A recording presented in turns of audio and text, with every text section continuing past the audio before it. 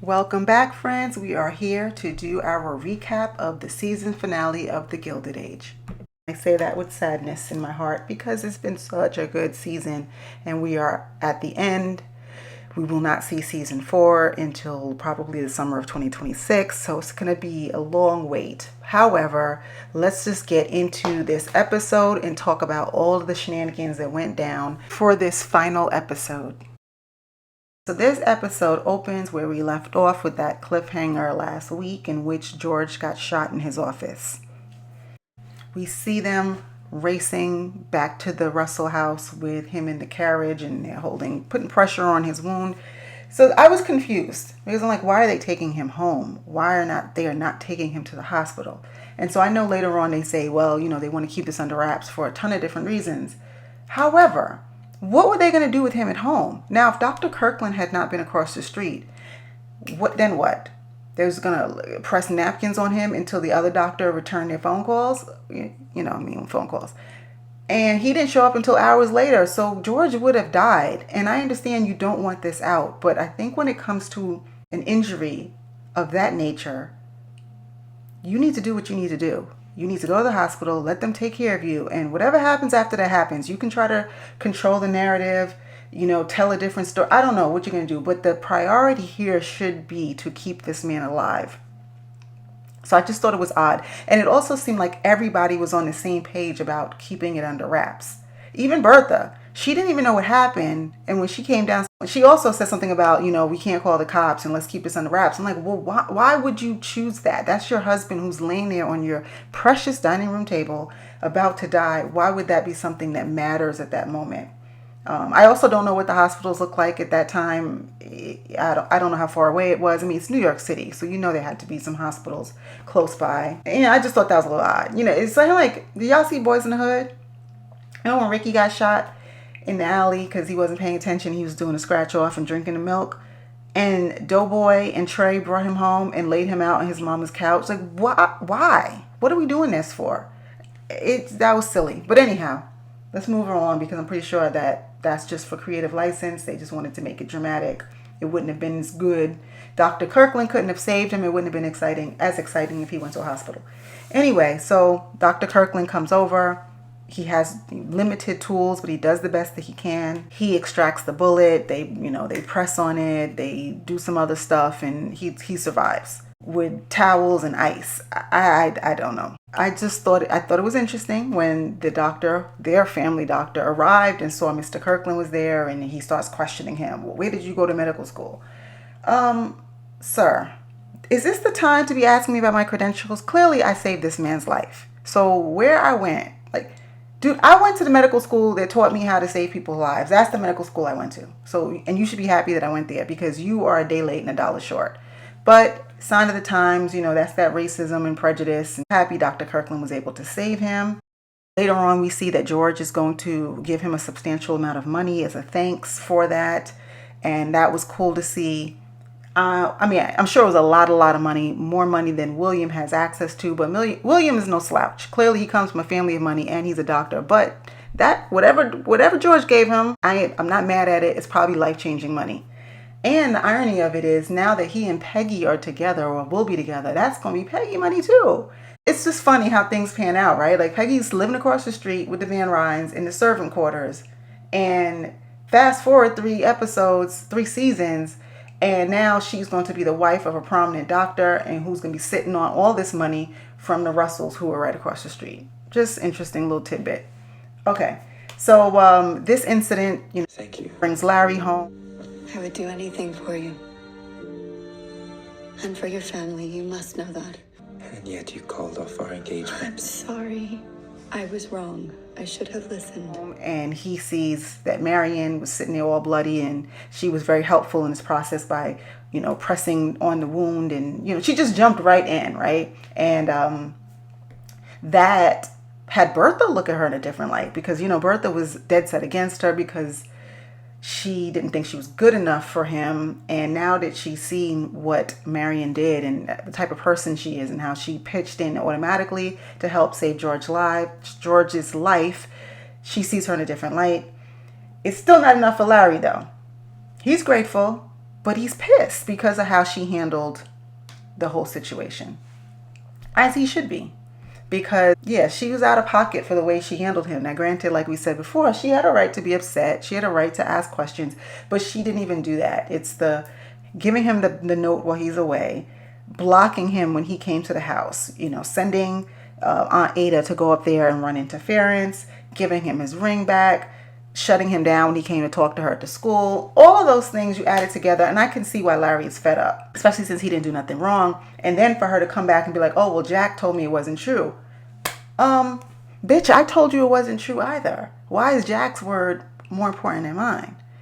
Now, granted, Jack has no reason to lie to her. Larry would have a reason to lie to her. However, I can see why he feels some kind of way.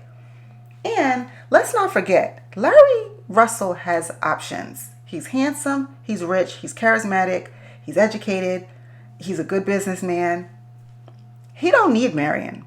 He got a lot of options. Marian needs him. Granted, not only because she's got 3 strikes. She's got those 2 situations in the past, but she has no money. She has no real security. And again, I'm not making it all about money, but Larry is a catch several times over. But she doesn't have the wherewithal to see the bigger picture. I told you that last week. She's lacking some critical thinking skills, and therefore, she couldn't see the forest for the trees. Now she does. I like when she went and spoke to Aunt Ada, and Aunt Ada was like, yeah, he's right. He's right. I told you so. I told you so. But anyway, you know what? I must just finish out with her story. So she speaks to Bertha. Bertha was like, I hope y'all can work it out. Larry's still not effing with her. She says she's not going to go to the ball. Oscar wants her to go for his own reasons, but I'll get to Oscar later. But he talks to Bertha and was like, listen, I'll get Marian to come if you get old girl to come, Miss Turner. And yeah, so he convinces her to go. She goes and they reconnect. I don't know that I feel confident about the reconnection. I think Larry's going to be looking at her sideways moving forward, because I think he's realizing that she's going to be a lot of work. She goes off the deep end when she feels some kind of way. And I also didn't like the fact that it felt like she was making a lot of excuses. Well, you know what I've been through. Marian. And I'm not taking away from her past. Okay, your father misled you and left you in a bad situation. Had it not been for your aunts, you would have been screwed. Absolutely. Your father he was wrong. The whole thing with Mr. Reach, whatever his name was, that attorney, he was on something. That wasn't cool. The thing with Herschel Dashel, whoever the guy is that Aunt Agnes was trying to hook her up with, that just wasn't a good match. So nothing really went wrong there. You met one slick, manipulative dude, and you got snookered, as Judge Judy would say, and your father did you dirty. But you act like, men have been abusing you in these streets and just mistreating you. I don't know that I believe that it warrants the sympathy that she's trying to get. But again, that's her limited experience, and to her, that is a lot. I guess I'm looking at it from a, 2025 point of view, and I'm like, girl, people got real problems in these worlds, but it is what it is. All right, I'm going to go back to George and Bertha. So obviously a situation like this brings people together. The risk of losing somebody, especially in such a horrific way, that definitely makes people think differently. And, Bertha was already all the way in. I'm hoping that this situation would allow her to appreciate him more, or to recognize the error of her ways, because I'm not quite sure she's there. And even in the site, even with him telling her, well, first she says she's gonna cancel the ball, which is the right thing to do, and then George tells her no.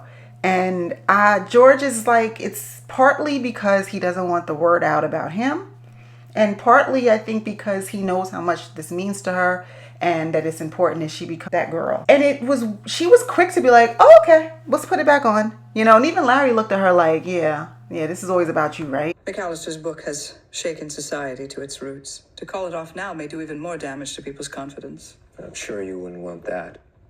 Sidebar, Larry's still pissed with Marian. I'm sorry, still pissed with Bertha. And I thought that was interesting because now he knows that she's not the cause of Marian leaving him. So I don't know why he's still talking to his mom sideways.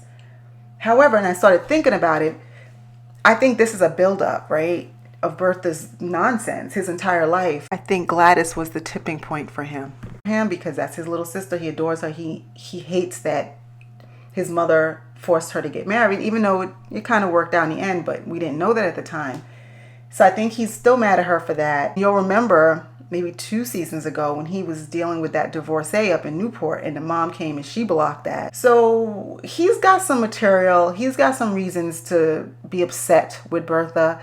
And this most recent thing with Marian brought it to the surface. It bubbled up and he's looking at his mom with a fresh set of eyes. And he, regardless of the fact that his mom and he should respect her and whatever, he's mad. He sees her for who she is and he's calling her out on it. So he's still angry. Feeling better, maybe you can make a brief appearance. She decides she's still going to have the ball. George is going to try to show up for appearances. Going back to the getting shot thing. And I know we have to suspend reality a little bit because it's a show. It's just not realistic that George would be able to be up and at him as quickly as he is given the injury. Now I know Dr. Kirkland pulled the bullet out, but there's still some internal damage going on there, especially since you haven't gone to a hospital.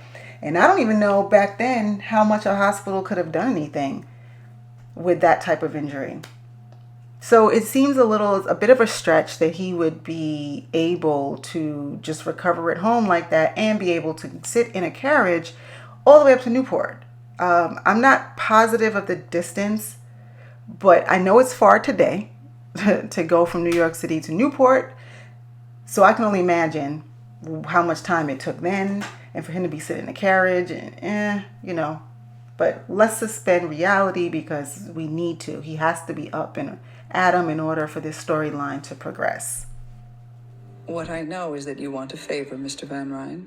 Might you consider inviting Mrs. Winterton to your ball? Very well, Mr. Van Ryn. I will invite her. But I expect to see Miss Brooke there as well. So, like I referred to before, he has a proposition for her. He wants her to invite Turner so that he can make a proposition.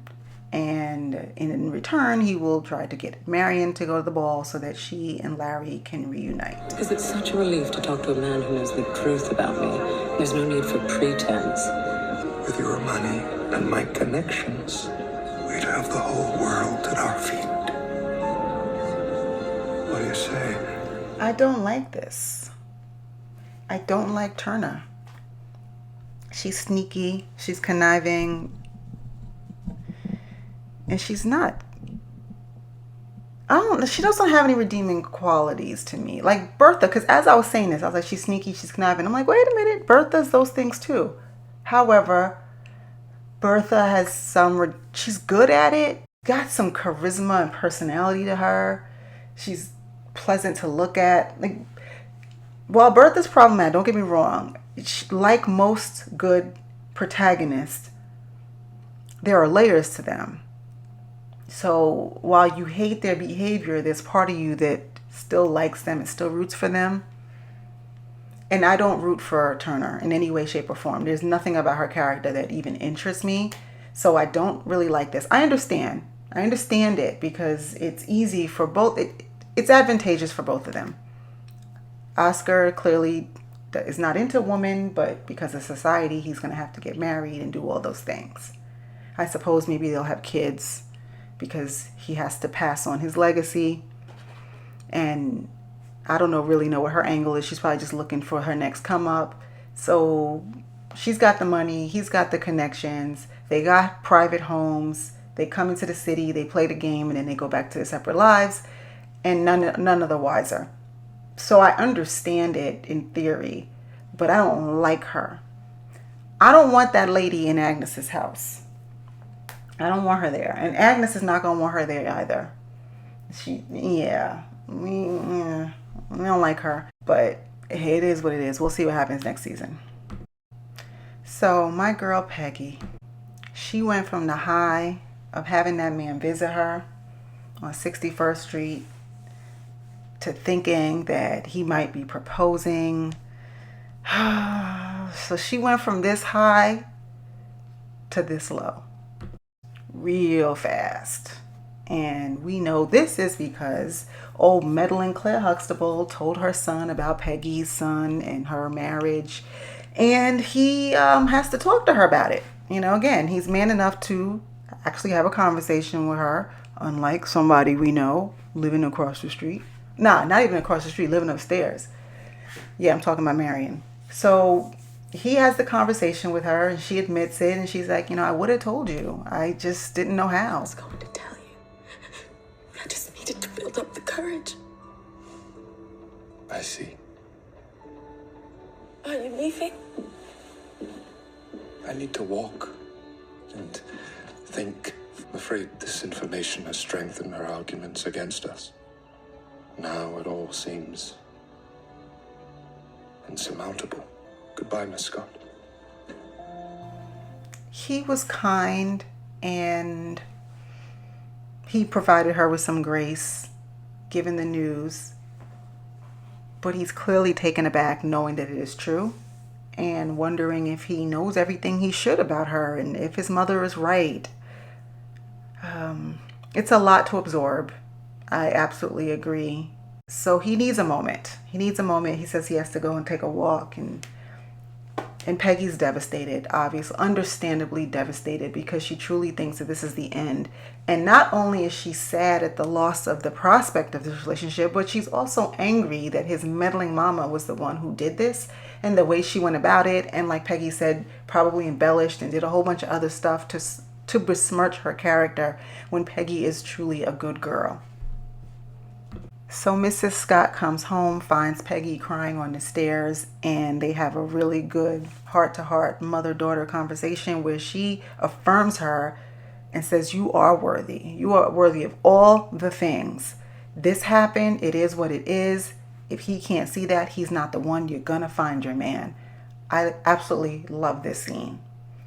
The way she rallied for her daughter and lifted her back up and comforted her was everything, because that's exactly what Peggy needed at that moment.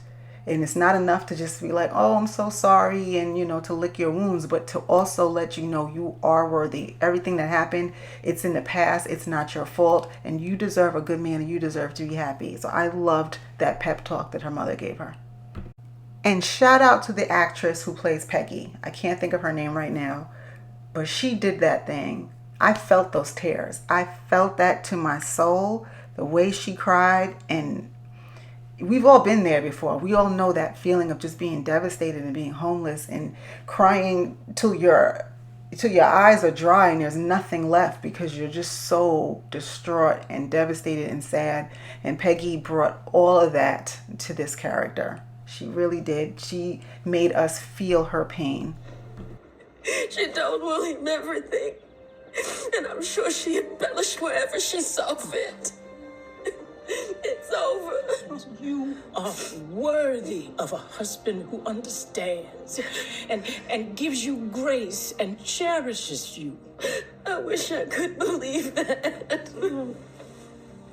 I think any mother seeing her daughter in a situation like this, especially at the hands of another woman, would want to put hands on that other woman. So when Peggy's mom saw Mrs. Kirkland at the dress shop, she was ready for her. Before he learned the truth of your daughter's past. My daughter has nothing to be ashamed of. She duped my son. She did nothing of the sort.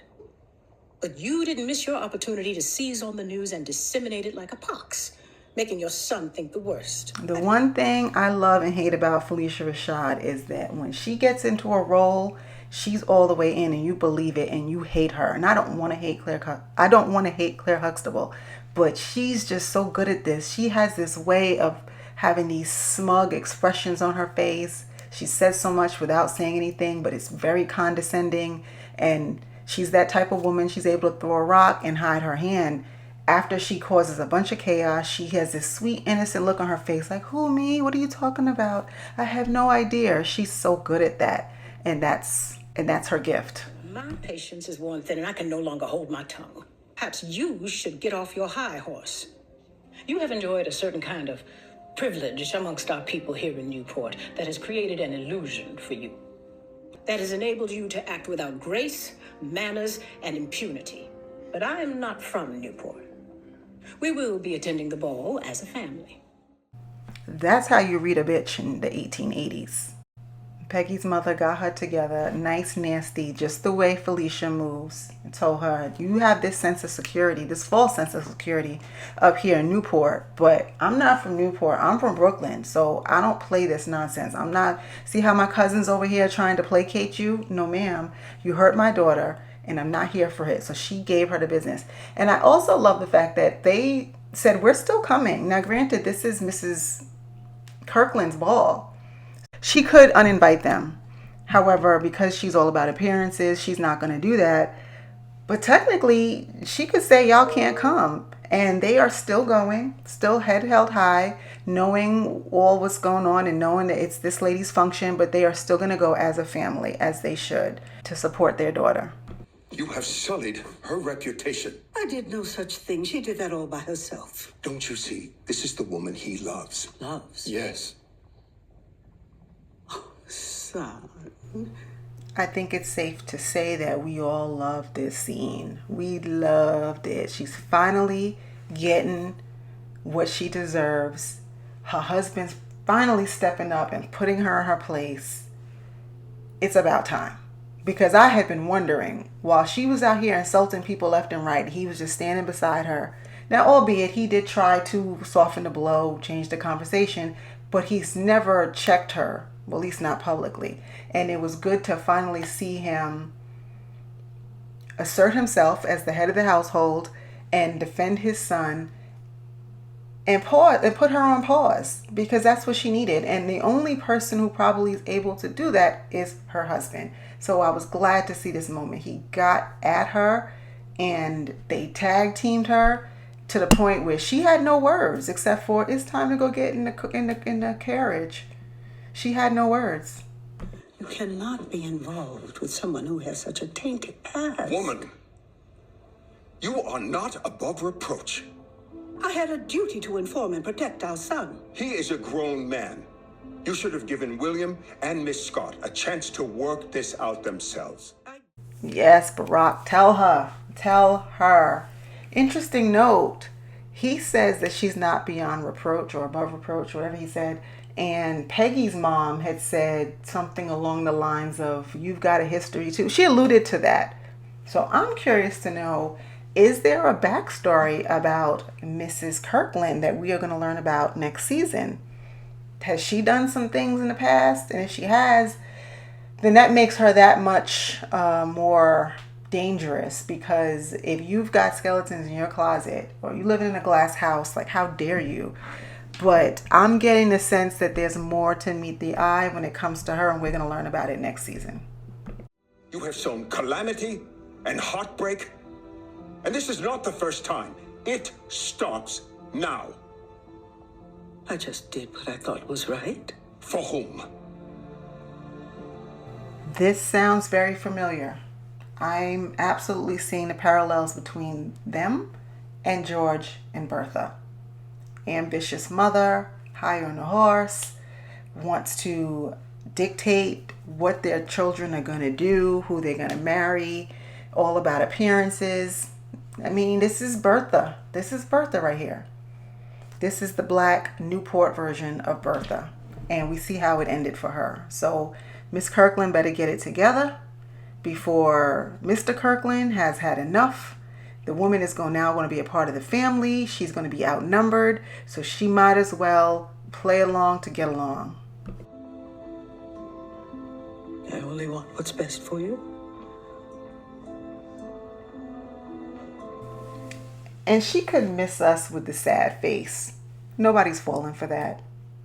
Nobody's falling for it. I've seen it a couple of times in this episode, and I'm already over it. So I can only imagine how many times she's pulled this with both her husband and her son. And they've probably indulged her, but enough is enough. So Peggy and her family attend the ball, and her mom gives her the, don't let that lady disturb your peace. Hold your head high, walk into this room like the proud young lady that you are, and don't let any of this bother you. She gives her a little pep talk before they walk in. Peggy's a little apprehensive, but eventually her girls come and they gather her up and they have a little kiki time together, and she starts to feel more comfortable, gets to the point where she's even dancing with one of the men there and seemingly enjoying herself.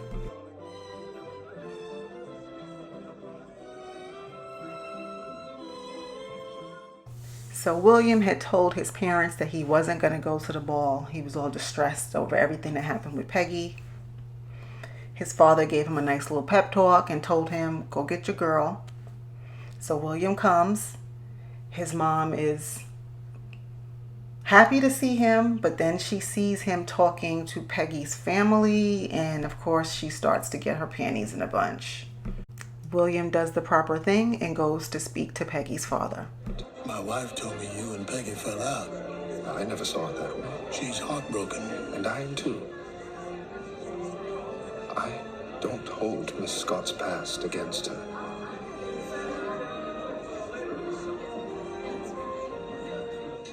Mr. Scott gives him his blessing, and he finds Peggy in the room, and he proposes. When you left, I thought it was over. Hardly. I promise never to leave you again if you'll have me.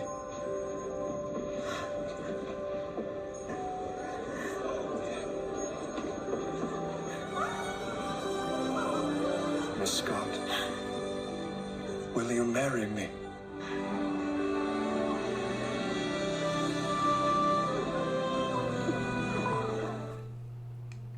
Did you see the way that Claire Huxtable's soul left her body in that moment? That was everything for me. It was, again, we always talk about her facial expressions. Without saying a word, you can see the absolute devastation, the frustration with her failure to keep them apart, the embarrassment of the fact, embarrassment for her that this is happening at her ball in front of everybody. So she can't even try to manipulate this behind the scenes and pretend like and convince him to change his mind. It's out for everybody to see. She's done. She's done. There's nothing else in her power. Now, she'll probably be a hell of a mother-in-law. And when I say hell, I mean a hellish mother-in-law. But she's not going to be able to prevent them from getting married. And she also couldn't have a reaction in the moment. That was another thing that was pretty cool. And I wonder if William did that on purpose, to have her have to just sit there and suck it up. Because after the proposal, people are going to start flocking to the couple and flocking to the parents and saying congratulations and all these things. And she's going to have to stand there with a fake smile and grin and bear it. Similar to the way when Bertha found out that Larry was engaged to Marian. Now, granted, it was a much smaller room with less people, but that same kind of energy of like, whoa, whoa, whoa, whoa, this is not what's up, but I can't say anything right now. So that was excellent. Very well done. I think there's a collective applause because we all love Peggy and we wanted her to have her happy ending. It's also not, I'm sure, by design that her dress kind of looks like a wedding gown and he's in the tux and they're in the ballroom. So it's just giving, marriage, wedding tease. It's a beautiful moment. He's a good man and she's found her happily ever after. We're so happy for you, Peggy. So let's shoot over to the other ball, to Bertha's ball. Let's see what happened. Bunch of people. Again, I love these scenes. I've said this before, where everybody's in the same room. So it was good, like a rapid fire of moments. We see Aurora show up, Marian show up, right? Because Aurora was banned under Mrs. Astor's rules because she's divorced. And then in kind, her daughter also wouldn't be able to attend, but Bertha was like, nope, we got new rules. So we see both of them show up. We see Agnes and Ada show up. Who else was there? Mrs. Turner, Mrs. Winterton. Mrs. Winterton, is that her name? I don't remember, but yeah, the one who used to be Bertha's maid, she shows up. We see Mrs. Fish, she's always in the room. Mrs. Astor makes an appearance.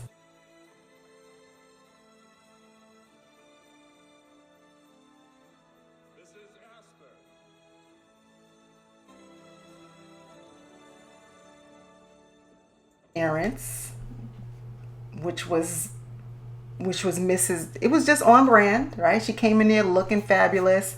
There was a hush fell across the room. Bertha was thrilled because she didn't think she was going to come, and she thought that her absence was going to make a statement, but she did come. She also had a nice connection or a nice moment with her daughter in which she tells her that while your situation is embarrassing, you are not an embarrassment. So that was a nice little happy ending for the two of them. But we do see that Mrs. Astor is not a changed woman, right? She's there talking to Mrs. Fish, and she's like, this is too much for me. Like, the society's going downhill, but everybody's like, listen, this is the new norm. This is the new normal, right? So enjoy it, be progressive, or you're going to get left in the dust. And of course, Gladys is there. She and Hector came over from England for this special occasion, and they are standing beside Bertha as they receive all of their new guests.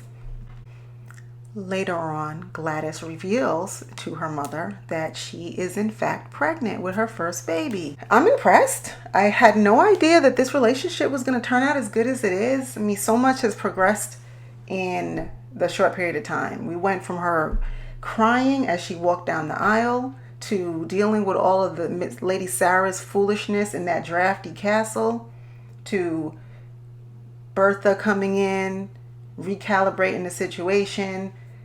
Gladys finds her voice. She learns how to work her husband. He kicks his sister out, and now they are having a baby and starting a family together. So she's also having a happy ending. That's a lot of happy endings this episode. A lot, except for Bertha, which we'll get to in a second. You see, I'm going to have a baby.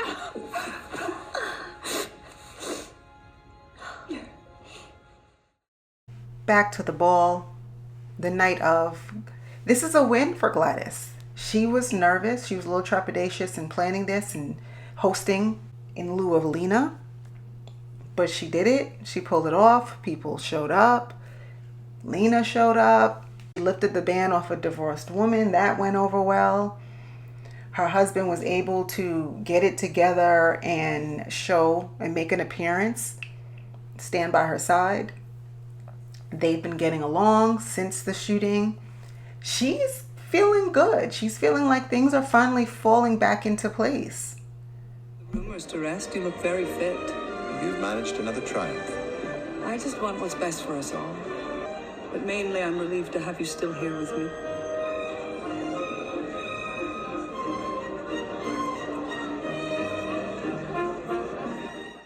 Just when you thought that everybody was going to get their happy ending and that this season was going to end tied nicely in a pretty little bow, we get blindsided by George. Sorry. I thought you understood I only came to the ball to protect the business. But I'm ruthless in business, not with the people I love. And I am ruthless for the people I love. Can you not see that? Is this because of the shooting? Maybe. It's made me examine my life. And I don't like everything I see. I tell you, George is something else. He's shrewd. He plays a good long game because I didn't see this coming. I truly believe that this near-death experience was going to put things in perspective. This was going to be the way that they were going to get back together and mend their relationship. I thought that this was just a storyline for season 3, and that when this happens at the end, they'll be good again, especially now that he knows that Gladys is happy. However, he played in her face. Since he got shot, he sat and he played nice, and he gave her the illusion that all was well, and clearly it wasn't. He played the game. And that's a little concerning when somebody you love and that you know so well can play in your face for that long. And you're thinking one thing and they have a whole different agenda. So, Bertha, we've seen this look on her face before. He has definitely stormed off. Is this it? Is this the end for them? I don't know. And I guess we'll have to wait until next year to find out. But I will say that this episode was very thematic. there was a lot of, I think the two things that I saw was changes of heart, right? So we saw a lot of characters who adopted new viewpoints based on new information. So, for example, Agnes came around regarding Larry and finally saw the light as to being okay with Marian marrying Larry. We see Mrs.Astor come to a realization that she needs to love her daughter regardless of her daughter's behavior. Bertha came around and recognizing the value in Marian. So there was a lot of these moments where people, did a 180. Another theme I saw was this concept of parents and children, right? George counseling Larry to make it right with Marian. We get the impression that parents back then were a little more distant and removed from their children's emotions, much more than they are now. I mean, parents more so saw their role as taking care of, providing. I don't know about that soft and fuzzy piece, but in this episode, we saw a man like George who has so much going on, just got shot. He's having issues in his own marriage, financial, business, blah, blah, blah. But he still found the time to talk to Larry about his relationship and to encourage him to make it work. I love that. Same thing with Mr. Kirkland. He finally mustered up the courage to intervene, to back his wife down, and to give his son the advice that he should go and pursue the woman that he loves. And there were a lot of happy endings, right? We see Marian and Larry, Peggy and William. And I believe that they set it up, making us believe that all of this was going to be a happy ending and that season 4 was going to be like a fresh start and a whole bunch of new plot lines.